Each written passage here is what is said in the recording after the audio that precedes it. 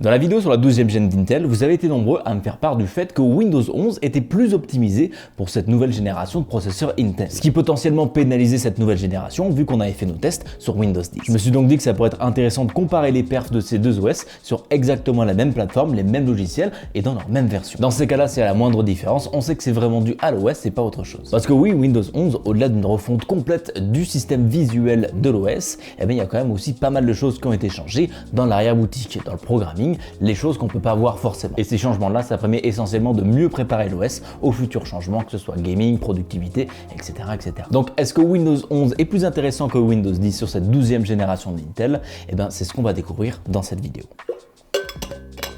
CDK Deals est un site permettant d'acheter des clés de jeux vidéo, des clés Windows 10, Windows 11 et ça à un prix au rabais. Et rassurez-vous, j'ai un petit code pour les rendre encore moins chers. Mais enfin bref, pour en profiter, rien de plus simple, il suffit d'aller sur le site, se créer un compte, d'aller rechercher Windows 10 ou Windows 11, le mettre dans son panier et d'appliquer le code KG30 qui vous donne jusqu'à 30% de réduction. Enfin, il suffira juste de copier le code reçu dans votre Windows. Rien de plus simple. Pour tous les tests qu'on va effectuer, on a utilisé exactement le même matos. Une carte mère ASRock Z690 Steel Legend et 16 Go de DDR4 en 3200. De mon côté, aucun problème avec la carte mère ASRock, tout a marché directement avec un PL2 débloqué directement à la sortie d'usine, ce qui nous permet de profiter un peu plus de notre CPU quand il est vraiment en utilisation complète. Pour ceux que ça intéresse, c'est une belle carte mère avec pas mal de RGB si vous êtes friand de ce genre de choses. Par contre, il y a quelque chose qui laisse un peu à désirer sur cette carte mère et qui je trouve assez dommage. Il y a seulement 5 ports USB à l'arrière de cette carte mère, ce qui fait relativement peu par rapport au prix de la carte mère. On aurait aimé en avoir un peu plus à ce niveau-là. Pareil, au niveau des M.2, on n'a que 3 emplacements à la place de 4, ce qui est assez dommage parce que toutes les autres cartes mères de cette gamme de prix-là ont 4 ports M.2. Pour être totalement honnête et transparent, j'aurais bien aimé voir cette carte mère aux alentours des 250 à 280 €. À ce niveau-là, elle aurait beaucoup plus fait sens en termes de fonctionnalité et vraiment ce qu'elle propose qu'à plus de 300 € comme elle est proposée actuellement. Donc bon, si cette carte mère vous plaît, parce que c'est pas une mauvaise carte mère tout de même, et ben attendez un petit peu qu'elle soit en solde, histoire de la retrouver à un bon prix. En ce qui concerne le passage de Windows 10 à Windows 11, j'ai pas du tout réinstallé complètement la machine, j'ai simplement téléchargé l'exécutable de Windows me permettant de passer de Windows 10 à Windows 11 en conservant mes données. Ce qui fait que absolument rien ne change, mis à part la version de Windows. Commençons par les tests de productivité pour voir comment le changement d'OS affecte nos performances dans ce domaine-là. Dans un premier temps avec Blender, on constate une petite baisse, rien d'alarmant, mais on perd déjà tout de même 10 secondes par rapport à Windows 10. C'est certes une marge d'erreur, mais c'est une marge d'erreur qui est constante et qui se répète au niveau de 3 tests. Donc c'est une réelle différence qui existe entre ces deux operating systems. Ensuite, sur les tests de compression-décompression de 7-Zip, le Windows 10 est un peu meilleur, mais vraiment ici, on est au niveau d'une marge d'erreur. Cette fois-ci, les résultats sont pratiquement ex aequo. Pour l'encodage vidéo avec Handbrake, on se retrouve de nouveau avec une différence en faveur de Windows 10 d'une dizaine de secondes à travers plusieurs tests. Et enfin, pour finir sur Cinebench R20, les deux résultats sont pratiquement similaires, donc pas vraiment de différence à ce niveau-là. Au final, pour les tâches de productivité, Windows 10 ou Windows 11 ne semblent pas changer grand-chose. Peut-être que les logiciels qu'on a utilisés sont pas encore optimisés avec Windows 11 et donc peuvent pas forcément tirer parti des modifications de celui-ci. Mais bon, dans tous les cas, Windows 10 et Windows 11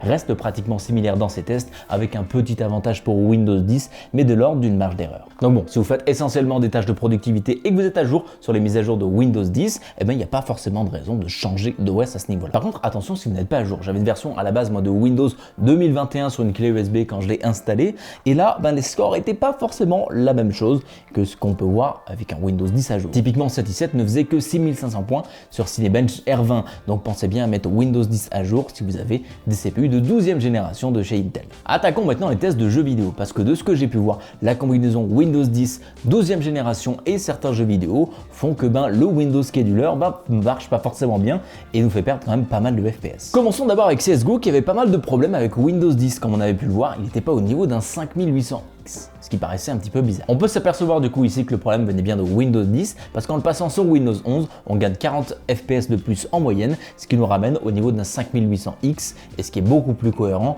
en termes de résultats. Et on va voir du côté des jeux qui sont un petit peu plus gourmands, tels que Cyberpunk, on voit que Windows 11 donne un petit boost de performance à ce jeu d'à peu près 6%, ce qui n'est pas négligeable, et surtout qui le met bien devant le 5800X. On rappelle bien sûr que tout ça a été testé avec le même driver et la même carte graphique. Par contre, pour Shadow of the Tomb Raider, là c'est différent, parce que ça reste dans la même marge d'erreur. Donc pas forcément de différence en changement d'OS pour ce jeu-là. Pour ce qui est des jeux vidéo, vous aviez clairement raison. Windows 10 a un problème avec certains de ces jeux-là, ce qui fait que passer sur Windows 11 nous permet de gagner en performance ou en tout cas d'arriver au niveau des performances qui sont attendues pour ce processeur. C'est pas un gain qui est énorme, mais on se situe quand même à peu près au niveau de 5 à 6% de gains sur les jeux qui sont affectés, donc c'est pas non plus négligeable. Mais après, c'est pas forcément le cas pour tous les jeux non plus, c'est un petit peu au cas par cas ici. Donc si c'est pour une configuration qui est exclusivement dédiée au gaming, eh ben, je vous recommanderais de passer tout simplement sur Windows 11 pour être sûr d'avoir les meilleures performances dans le maximum de jeux vidéo. Dans la vidéo de test Intel, on avait aussi fait un test de stream, donc on va continuer là-dessus pour voir un petit peu si les différences se sentent ici aussi ou si simplement ça ne change pas grand-chose. Cette fois-ci, le constat est en faveur de Windows 11 où globalement les jeux tournent avec un peu plus de FPS. C'est assez marginal, ça ne changera pas la vie, mais c'est assez intéressant que les gains se traduisent aussi à ce niveau-là. En même temps, sur CSGO, si on part avec plus de FPS de base, eh ben en stream, on se retrouvera forcément avec un peu plus de FPS. Mais un résultat qui est plutôt étonnant ici, c'est pour Shadow of the Tomb Raider, qui était égal en scénario pur jeu, mais ici à une différence de presque 10 FPS moyen et plus de 10 FPS dans les 5% low pour Windows 11 dans ce scénario-là. Donc bon, c'est assez étonnant par rapport à Windows 10, on avait vu qu'il était meilleur en productivité, mais bon, apparemment, si on combine productivité et jeux vidéo, eh ben les deux en même temps sont meilleurs sur Windows 11. Après avoir fait tous ces tests, on peut clairement dire que Windows 10 a quelques lacunes avec ses nouveaux CPU en termes de jeux vidéo. Pas forcément sur tous, mais en tout cas, c'est bien présent sur certains. Mais bon, après, c'est pas aussi dramatique que ce que j'avais pu entendre avec les dernières versions de Windows 10 qui sont sorties il n'y a pas très longtemps. Eh ben, on a quelque chose qui tourne quand même bien. On n'est pas au top des performances pour notre hardware, à quelques pourcents près, mais on est quand même sur des performances qui correspondent au tiers de hardware sur lequel on est. Donc, c'est pas du tout obligatoire de passer à Windows 11 si vous avez ce genre de processeur. C'est sûr, c'est mieux si vous faites seulement du jeu vidéo, mais si jamais vous faites de la production, des choses comme ça, eh ben, c'est pas du tout obligé. Et quand je dis ça, je pense surtout aux personnes qui servent de leur PC pour leur travail, parce que Windows 10 reste quand même un petit peu meilleur que Windows 11 en tâches de productivité, même si je pense qu'au final, ça reste plus des optimisations à faire au niveau des applications que vraiment un problème d'operating system. Mais bon, le fait est que si vous êtes dans cette utilisation-là, eh ben, pas besoin de vous presser pour changer d'OS. Parce qu'il y a des applications qui marchent certainement très bien sur Windows 10 sur votre PC, mais qui sont absolument pas garanties de marcher sur Windows 11. C'est aux développeurs de faire le travail pour s'assurer de la stabilité là-dessus.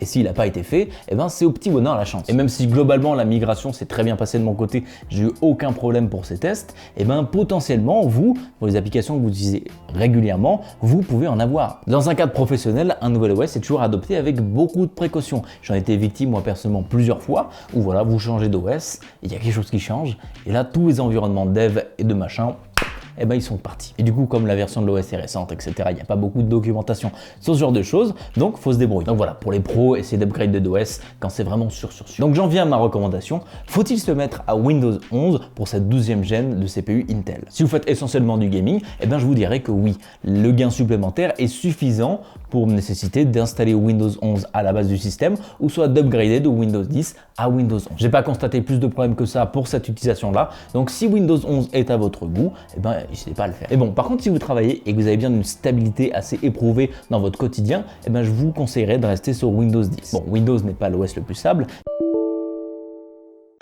Et bon, si vous connaissez déjà les erreurs et potentiels bugs de vos applications sur Windows 10, eh ben, il n'y a pas besoin d'aller en découvrir de nouveau sur Windows 11. Laissez couler sous les ponts à peu près 6 mois, 1 an après la sortie, histoire que les développeurs de vos diverses applications aient vraiment le temps d'optimiser pour Windows 11 et vraiment avoir une expérience correcte pour cet OS. Mais bon, sinon, dans tous les cas, si vous avez installé un Windows 10 un peu pété sur une clé qui était assez ancienne, eh ben, faites bien les mises à jour si jamais vous avez un processeur de 12e gène. Sinon, c'est un petit peu comme regarder la vidéo de Villebrequin, mais sauter la sponsor. Waouh, c'est incroyable, tout est incroyable. Donc voilà pour ce petit showdown Windows 10 versus Windows 11. Je pensais que ça allait être un peu plus tranché vu les commentaires que j'ai vus sur internet, mais au final ça reste quand même assez marginal. Mais bon, je trouvais le test intéressant et peut-être que vous aussi vous le trouverez intéressant. En tout cas, merci à vous d'avoir regardé la vidéo et on se dit à très bientôt pour une prochaine. Ciao!